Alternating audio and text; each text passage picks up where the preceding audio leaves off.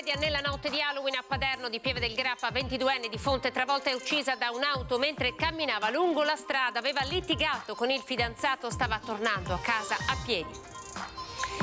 A investirla un 23enne di San Zenone degli Ezzelini, risultato positivo a droga e alcol, è stato arrestato dai carabinieri. Testimoni, scena raccapricciante, la ragazza fatta a pezzi nell'impatto.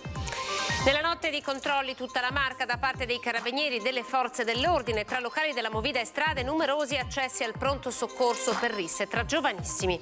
Indagato per evasione fiscale l'imprenditore bulgaro che uccise Jessica e Sara in A24 scappando senza prestare soccorso, condannato in primo grado a 7 anni. Scritte contro vaccini e Green Pass imbrattato l'esterno della sede provinciale della CGIL di Treviso, ombra Novax anche nel raid vandalico alla microbiologia del Caffoncello allagata. La corsa alla segreteria provinciale della Lega si infiamma con l'ipotesi di una discesa in campo di Giampaolo Gobbo, il candidato Paolin, un nome proposto solo per confondere. È un elogio della mitezza l'omelia pronunciata in cattedrale dal vescovo di Treviso, Michele Tomasi, in occasione della solennità di tutti i santi. Intanto nell'era dei social il rapporto con i cari defunti sta cambiando. Secondo i sociologi, e dagli account ancora attivi di persone ormai decedute diventano tombe virtuali sempre più visitate. Ben ritrovati, buonasera. TG Treviso, la tragedia all'alba, siamo a Paderno del Grappa, frazione di Pieve, un'auto probabilmente a folle velocità guidata da una 23enne ha travolto e ucciso una giovane ragazza, aveva 22 anni, Miriam Ciobanu, stava camminando a piedi alle 4 del mattino lungo la strada provinciale. Abbiamo ascoltato i testimoni, siamo stati sul posto. Io ho sentito un gran colpo, mi pensavo che fosse la macchina stoppata una gomma e dopo ho sentito una gran frenata e basta. Travolta e trascinata per 150 metri sull'asfalto nel cuore della notte, Miriam Ciobanu, questa bellissima ragazza di appena 22 anni, di Ona di Fonte, era a piedi lungo via Vittorio Veneto a Pieve del Grappa quando è stata presa in pieno da un'Audi guidata da un ragazzo poco più che suo coetaneo.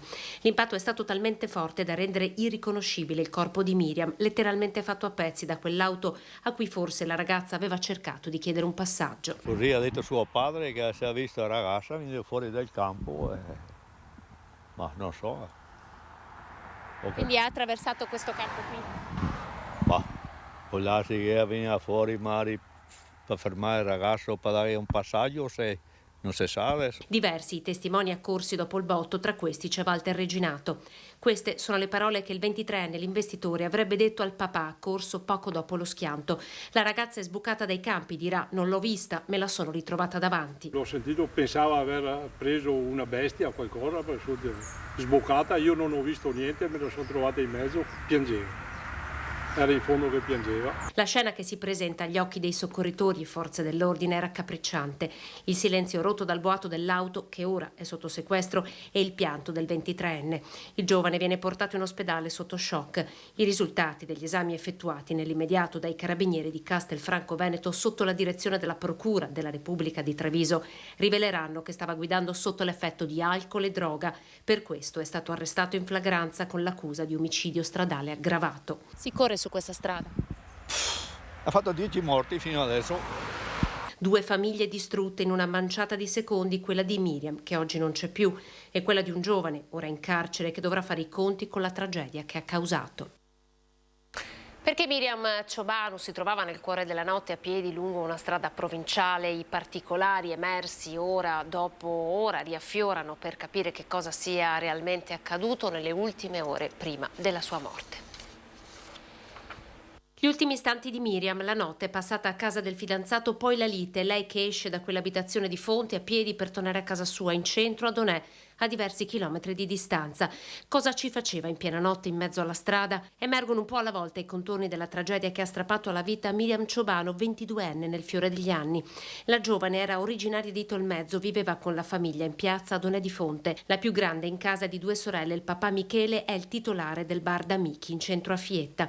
Studentessa, voleva iscriversi all'università alla facoltà di criminologia di Padova. Saltuariamente lavorava come cameriera al bistrò Lalo Pace di Monfumo. La notte di Halloween era in compagnia del fidanzato. Lui l'avrebbe messa alla porta dopo una lite. Lei potrebbe aver cercato di contattare il papà, ma invano, e così, dopo essere sbucata dai campi, potrebbe aver provato a chiedere un passaggio a quell'auto che da Paderno del Grappa stava viaggiando in direzione Fonte. Dai segni della frenata sembrerebbe che l'impatto sia avvenuto al centro strada, però chiaramente attendiamo le indagini degli inquirenti. Attendiamo di capire la dinamica e le circostanze che hanno portato a questa grande tragedia.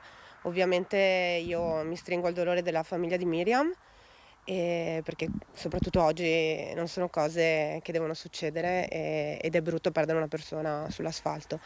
Ma allo stesso modo mi rendo conto della drammaticità del momento che stanno vivendo i familiari e il ragazzo che purtroppo ha avuto l'incidente. Sul posto per i rilievi le pattuglie dei carabinieri di Pieve del Grappa e Asolo. In via Vittorio Veneto sono arrivati anche i vigili del fuoco e i sanitari del 118 che hanno portato in ospedale il 23enne alla guida dell'Audi, ma non hanno potuto fare altro che attestare il decesso sul colpo della ragazza. Il suo fidanzato sarà ascoltato dagli inquirenti nelle prossime ore. Il bilancio di sangue sulle strade della Marca è pesantissimo. Miriam è la 52esima vittima. Via Vittorio Veneto, una strada a lunga percorrenza attenzionata già da tempo dalle amministrazioni comunali di Pieve e Fonte. È una delle strade che stiamo monitorando, sulle quali appunto dobbiamo intervenire si sta pensando a una rotonda con il comune di Fonte qui sotto, proprio perché cerchiamo di rallentare. Purtroppo oggi corrono in tutte le strade, quindi c'è un grosso lavoro da fare sull'educazione stradale, c'è un grosso lavoro da fare non solo sui giovani ma anche sulle persone più grandi, perché corrono tutti. Risse, coma etilici, diversi arresti, il bilancio di questa notte di movida di Halloween. 2 accessi al pronto soccorso per ferite da rissa. 2 giovani hanno fatto a pugni in un locale. Altri 2 si sono scontrati con un automobilista dopo un diverbio. È il bilancio degli interventi nella notte di Halloween, a cui si aggiunge un incidente stradale occorso poco dopo la mezzanotte a Francenigo di Gaiarina in via dei Fracassi. Un automobilista al volante di un Opel Corsa ha perso il controllo del mezzo ed è finito fuori strada. 3 le persone rimaste ferite. Diverse le persone soccorse dal 118, giovani in coma etilico intervenuti in tutta la provincia di Treviso. Un numero fortunatamente inferiore a quello dello scorso anno, come sottolinea il direttore della centrale operativa del SUEM 118, la dottoressa Maria Luisa Ferramosca. Sul fronte dei controlli delle forze dell'ordine, l'operazione del comando provinciale dei carabinieri di Treviso, come annunciato, è stata capillare. 100 i veicoli controllati, 15 locali visitati, nessuna irregolarità riscontrata, 250 le persone identificate. A Montebelluna è stato rintracciato e tratto in arresto su ordine di espiazione pena in regime di detenzione domiciliare emesso dal Tribunale di Venezia un 59enne già noto alle forze dell'ordine che doveva scontare la pena di 1 anno e 5 mesi per violenza pubblico ufficiale e lesioni personali. È stato rintracciato, tratto in arresto per lo stesso motivo, un 57enne di origini veronesi condannato per il reato di furto aggravato. A Cairano San Marco è stato denunciato per ricettazione un 58enne di origini senegalesi sorpreso dai militari dell'arma in piazza in sella ad una bicicletta marca Montana, risultata poi rubata. A Treviso, all'alba, lungo Viale della Repubblica, è stato fermato un 32enne di origini colombiane, aveva un tasso alcolemico di 1,70 grammi per litro. 4 minorenni poi sono stati denunciati per furto aggravato, hanno tra i 14 e i 17 anni. Approfittando di un finestrino lasciato semiaperto, hanno rubato da una Mercedes parcheggiata in via Silave del Lago 6 orologi, uno smartphone, occhiali da sole e giubbotti per un valore totale di 20.000 euro.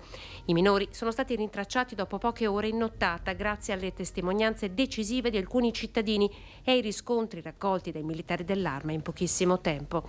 La refurtiva è stata recuperata e restituita.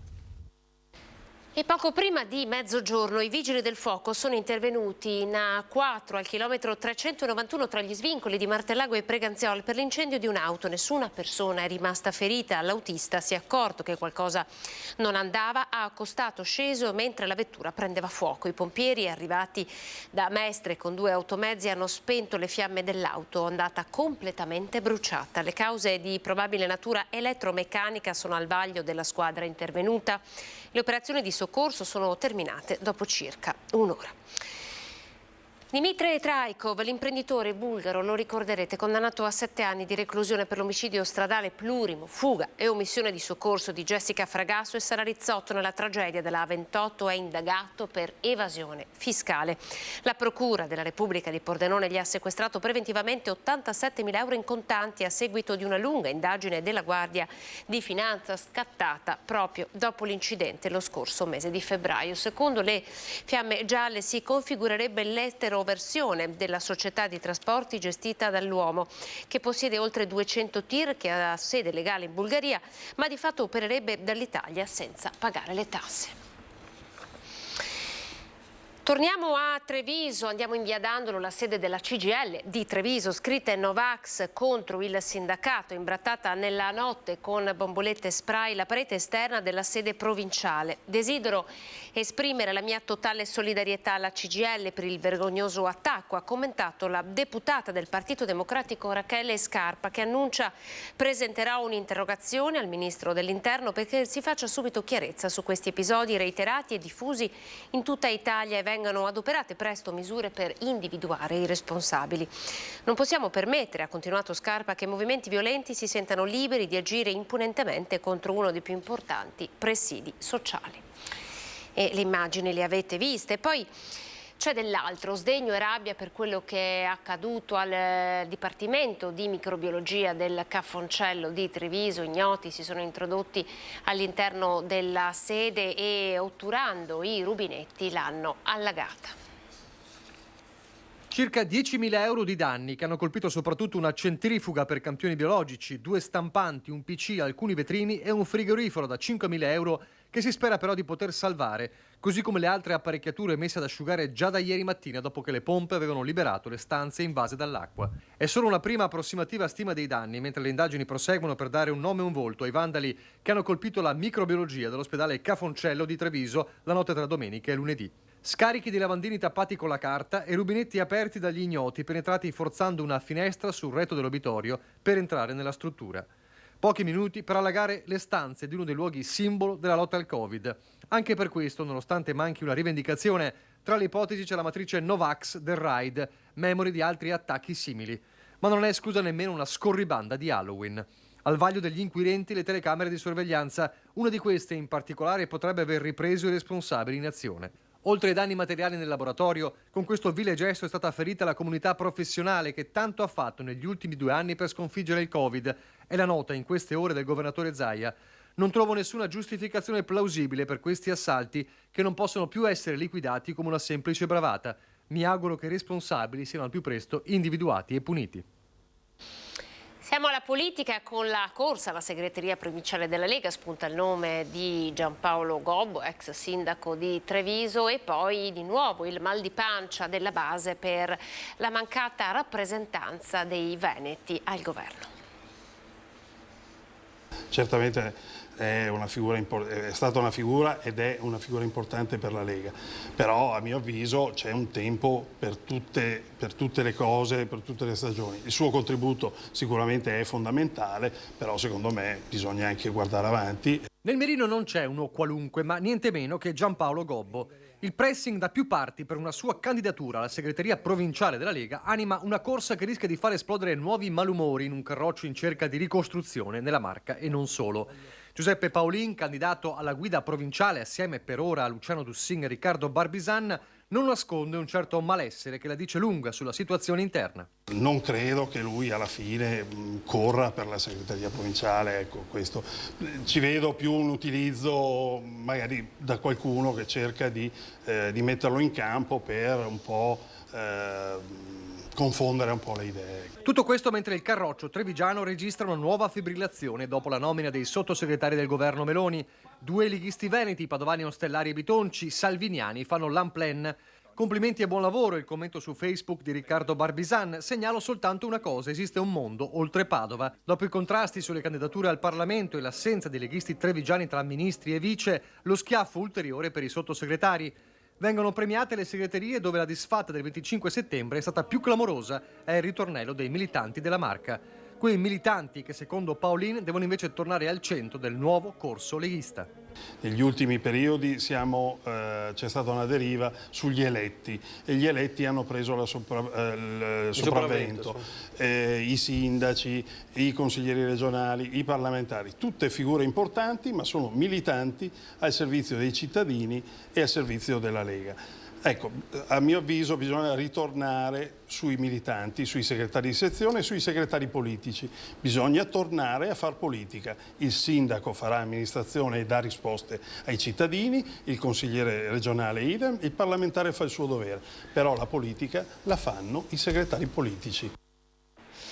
Proprio Paolin è stato protagonista ieri sera a Ring di uno scontro sul tema dell'innalzamento del tetto contante per PD e CGIL, un incentivo all'evasione fiscale, mentre l'esponente della Lega ribatte e parla di evasione di sopravvivenza.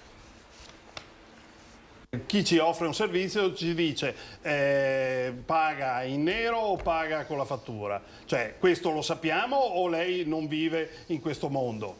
No, ma allora lo ammettiamo questo? No, non è che certamente non lo risolviamo con l'utilizzo del contante, cioè non lo risolviamo questo. Ammettiamo allora questa modalità? No, non è che la ammettiamo, ci sono... Perché l'avete detto voi che c'è una vera evasione e una finta evasione e che non c'è una grande evasione e c'è un'evasione di sopravvivenza. Ah, ma non è evasione quella? No, è un'evasione, però quella non colpisce, non fa dei danni. Tiene in piedi attività commerciali che pagano stipendi a famiglie e a dipendenti. Secondo lei è corretto che un professionista che magari fa 10 prescrizioni al giorno e dica pagate in contanti senza IVA o pagate non è corretto, non è corretto, però accade.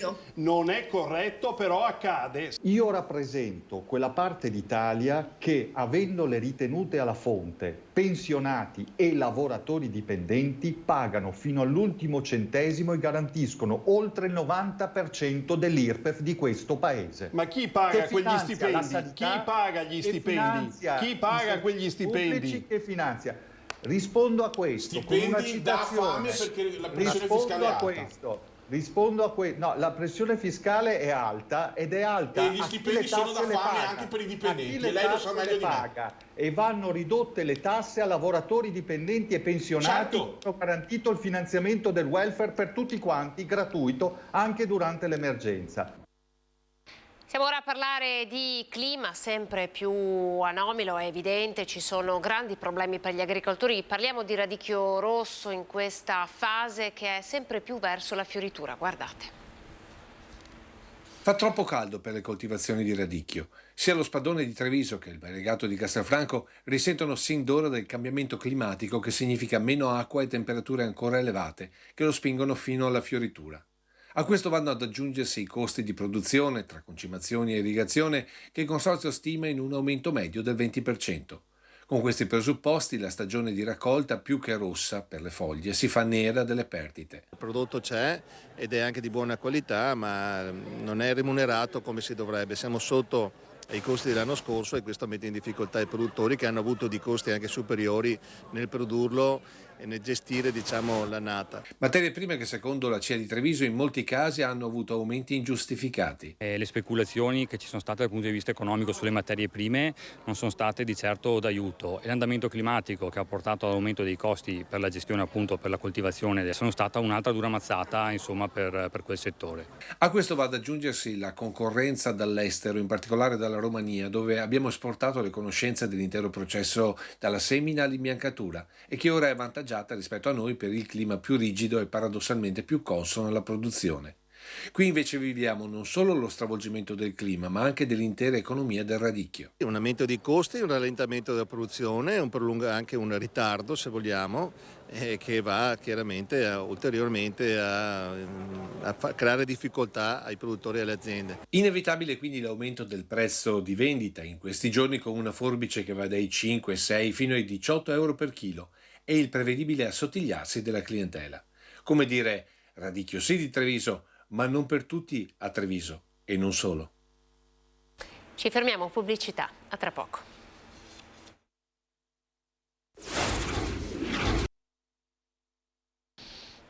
Ben ritrovati, ripartiamo dalla festa solenne di Ognissanti. È vero, la vita è una battaglia, ha detto il vescovo Monsignor Michele Tommasi, ma non è detto che debba essere combattuta con la violenza, ed è un elogio alla mitezza l'omelia del vescovo oggi, omelia che ha anticipato ieri ai nostri microfoni. La celebrazione in questo momento è di ricordare i nostri cari defunti nella celebrazione di tutti i santi. Vuol dire che la nostra fede ci dice che siamo avvolti e ricompresi in una vita. Sono vivi i santi, sono vivi i nostri cari e ci danno loro la forza per vivere, e sono convinto che ci stanno chiedendo con forza davvero di fare di tutto per volerci bene, cioè per creare di nuovo vincoli di solidarietà, di amicizia, di condivisione e di pace. E ci stanno dicendo che la vita è troppo importante per sprecarla nell'odio e nella violenza, nel disinteresse e nell'egoismo. Ecco, ci diranno una cosa molto forte, ci richiameranno alla nostra vera umanità. Ed anche la tradizionale visita al cimitero sta cambiando, con i social network sempre più attivi. Ce lo racconta il sociologo Vittorio Filippi.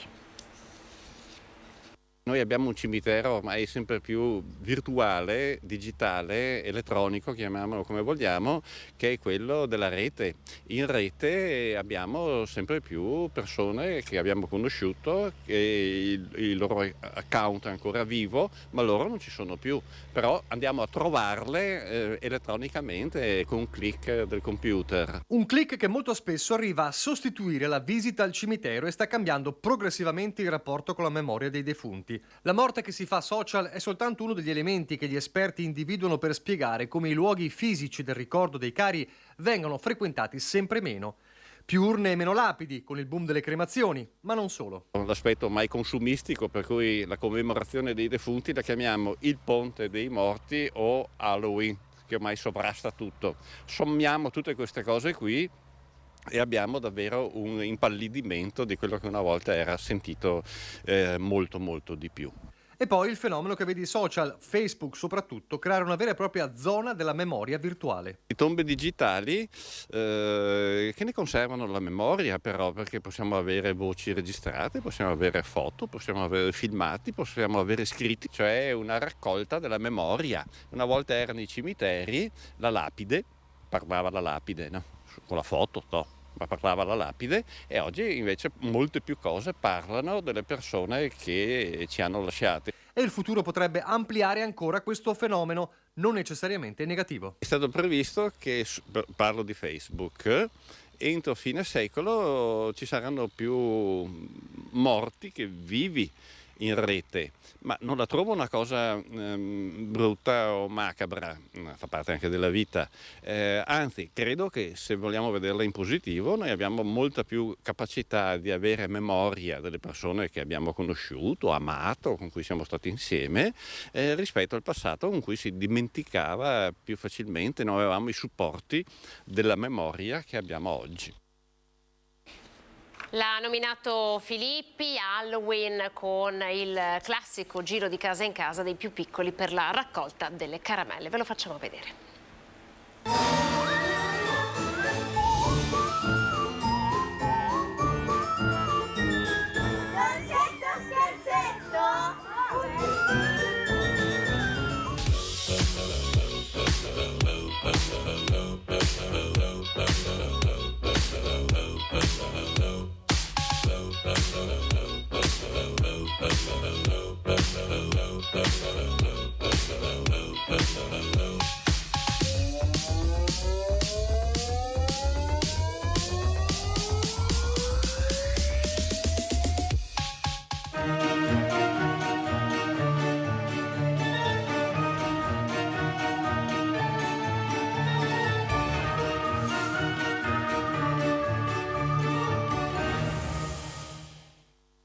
Non solo Halloween, in pochi sanno che nella tradizione contadina c'era un ballo scaramantico per evitare possibili incontri ravvicinati con quelle che erano considerate le anime perse.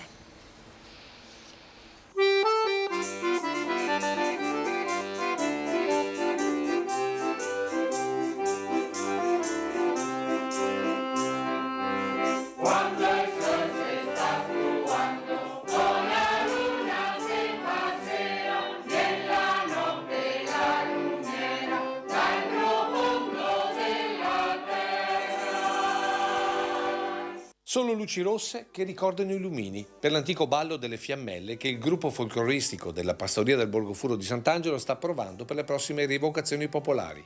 Fiammelle come quelle che si elevavano al cielo dalle tombe, i fuochi fatui per la scienza, la presenza visiva per qualche istante delle anime erranti del purgatorio per la nostra tradizione popolare. E ne approfittava col discorso dei morti per dirmi: stai attenti te, se non stai buoni e vieni a tirarmi le gambe. E ciò. Noi stiamo buoni perché ci abbiamo paura. E il nostro gruppo della Pastoria del Borgofuro vuole fare un po' rievocare quando che la gente passava davanti ai cimiteri e vedeva queste fiamme venire su dalle tombe e pensava che fosse state anime dei nostri morti. E là e ora ci aveva paura perché sì, figuremo se c'è una cosa che vedeva. Senti, mugliera, un gran fatto ma tocca. Dal paese casa venivo e da buon cristiano pregavo. Mi passavano un controllo, quando che davanti il muro un fogasso magnoso s'apparà in mezzo scuro. Sono restato come un pandol, avevo visto tutto rosso e come sacchetto e cariol, a son finito Trento al fosso. E proprio per scongiurare questi incontri con le anime perse, che all'imbrunire del dì dei morti si usava danzare intonando questa filastrocca, che molti poi ripetevano per darsi coraggio tornando tra i viottoli bui verso casa.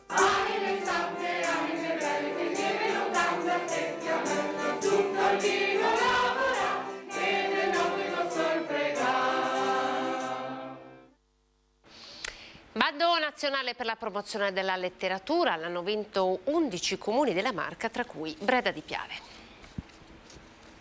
Essere insieme ad altri comuni più o meno dalle nostre dimensioni, partecipare a un progetto di carattere nazionale, vincere ed essere riconosciuti chiaramente è una grande soddisfazione. La soddisfazione del primo cittadino di Breda di Piave è la stessa dei colleghi degli altri 10 comuni trevigiani che hanno partecipato al progetto Qui si legge per la promozione della lettura.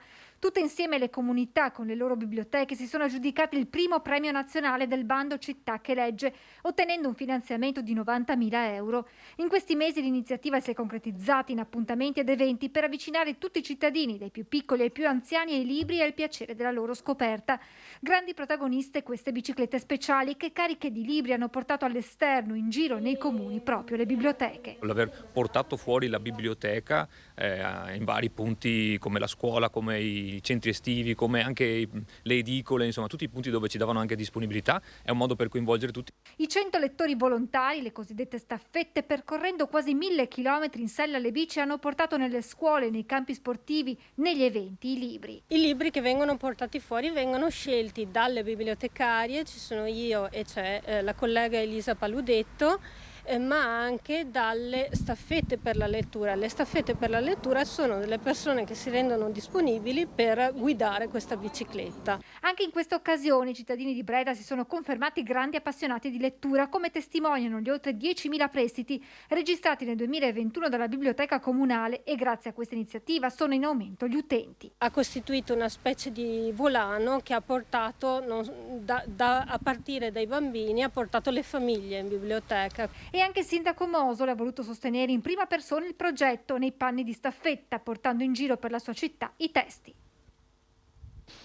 Tempo di bilanci per la mostra dedicata ad Antonio Canova allestita al Museo Civico di Bassano. Nel mese di ottobre ci sono state oltre 4.800 visite. Com'è stata questa mostra?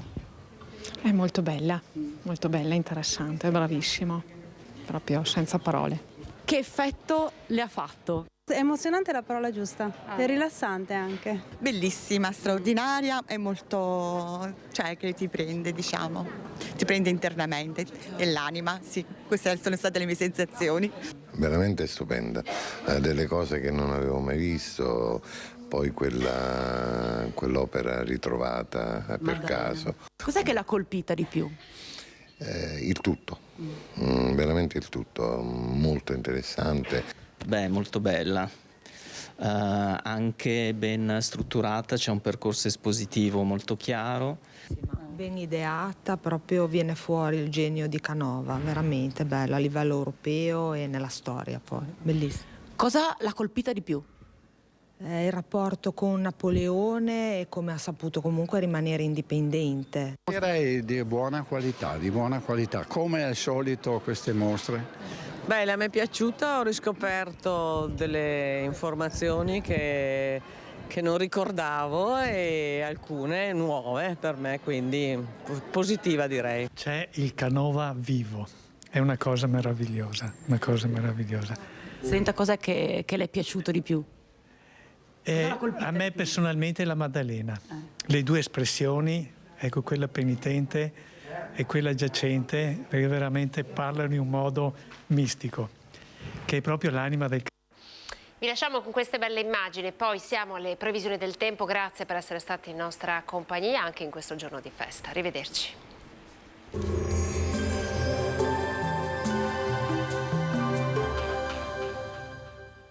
Entra nel mondo Lolato. Da oltre 40 anni un team di professionisti per migliorare la qualità della tua vita. Centro del piede con servizi di podologia, laboratorio per la produzione di plantari e calzature su misura.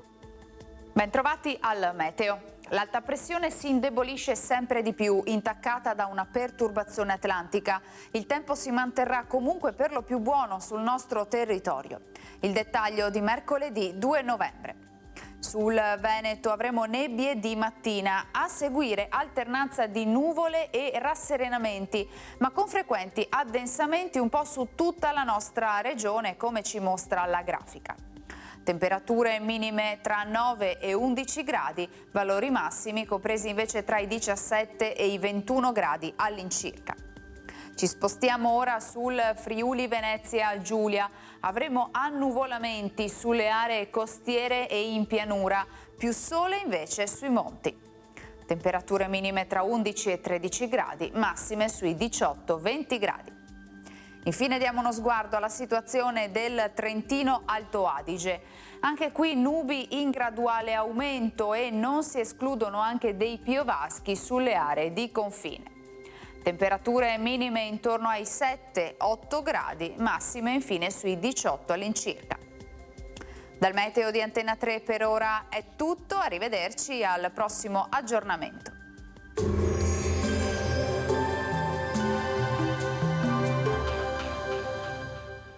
Busti, tutori e protesi di arto personalizzati. Ortopedia e sanitaria Lolato. A Treviso e Montebelluna. Lolato, soluzioni per star bene.